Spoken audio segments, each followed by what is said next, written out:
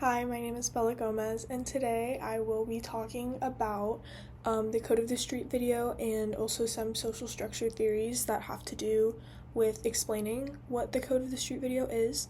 So, essentially, the question that I will be answering today is what structural factors could help them break free from the cycle of violence and limited opportunities that are in their communities in the Code of Street video.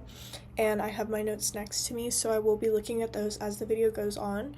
So, just to kind of get an overview of the three different types of theories that I will be talking about today. The first one is the strain theory, the second one is the social disorganization theory, and then the third one is the subcultural theory. So, for the strain theory, this is usually a theory that stems from failure to achieve goals. It's a disjunction of expectations and or achievements, the removal of positive stimuli, so just having negative things that are impacting them in their day-to-day lives, and the presentation of negative stimuli, as I just said. So what this could be would be there's usually violence that are in low-income neighborhoods. So if someone is around those things on a day-to-day basis, they kind of become desensitized to those things, and it just becomes normalized, and that is just a way of living. So from these things, it can cause emotions such as anger, frustration, disappointment, depression, and fear. And ultimately, these lead the individuals to make decisions to do bad things, like I was just saying. Some of these things could be drugs and just participating in delinquent activities as they see those in their day-to-day lives. And also just committing acts of violence and or dropping out of school as well. So all of those things do negatively impact them as they don't have the proper resources or role models to follow in their footsteps. The second theory is the social disorganization theory, and that is the theory of crime that is linked to the product of transitional neighborhoods that manifest social disorganization, and they value conflict. And this is according to Shaw and McKay's concentric zones theory. And so essentially, in this case, with this theory, the men grow up without a role model and example, like I was mentioning with the strain theory, and they don't have anyone to guide them. They don't have any of these examples that are people doing good for themselves or people setting up their futures while they're growing up in their teen years and their young adult years. They don't have these people that are setting a good example for them, as I said before. And the third theory is the subcultural theory. So essentially, in marginalized communities or low-income or middle-income communities that are not the safest areas, their values lie with having respect and toughness from other people. Like they have to be respected by others on the street instead of actually getting themselves to a point in their lives where they're going to be set up for the rest of their life, and whether this be through materialistic things such as money or like a house or a family, or just like job successions as well. So if they get like a really good job, that's going to set them up for the rest of their life. In comparison to that, the code on the street, it serves as an alternative way to succeed and gain respect in an environment where these mainstream ideas really aren't attainable to them. It's portrayed that these things cannot be achieved by people like them because of the communities that they're in, and they don't have the same opportunities that other people may have in higher income neighborhoods as well. So all of these things kind of feel unattainable, as I said, like a job, getting a job that has like a good pay, or getting a degree that is just as good as one you can get at a very high, like a well-respected university. All of those things feel unattainable to them as they don't have the proper resources.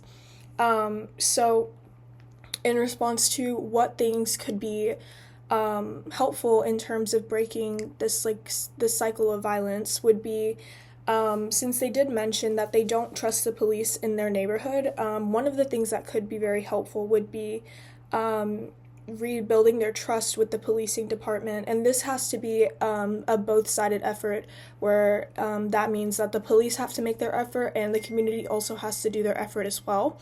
So whenever the policing side does it, they would have to just really connect with their community again, make sure that they are making it clear to individuals that their priorities lie with the safety of them and not just for the benefit of themselves and trying to keep themselves safe rather than the community safe.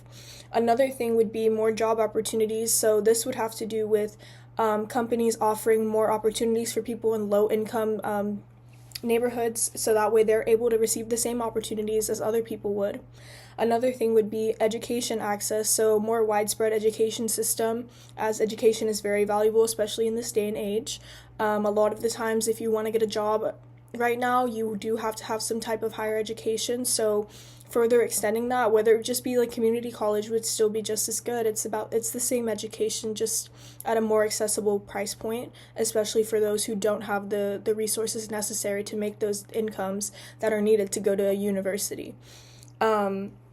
And then the last thing that I have written down here would be community investments, and this just means establishing things such as like after school programs for kids, so that way whenever they're growing up they get all of these good things, that it's good to be involved, that it's good to involve yourself with people that are like-minded as you and have the same motivations as you do, so that way you're able to succeed and essentially set up that life for yourself outside of the community that you've grown up in. And also offer mental health services if needed, because that is very big. I know that a lot of communities like that don't have those resources offered to them when it's needed the most. They don't have a lot of things handed to them as higher income neighborhoods would have. So having these like free mental health services, for example, would be very beneficial for those communities, and further helping like end that cycle of violence, and also not having as many crime rates be as high as it is now. And so just to kind of conclude, for the two boys, James and Mustafa, in order for them to be able to change, all of those things would be very beneficial. Their future isn't predetermined.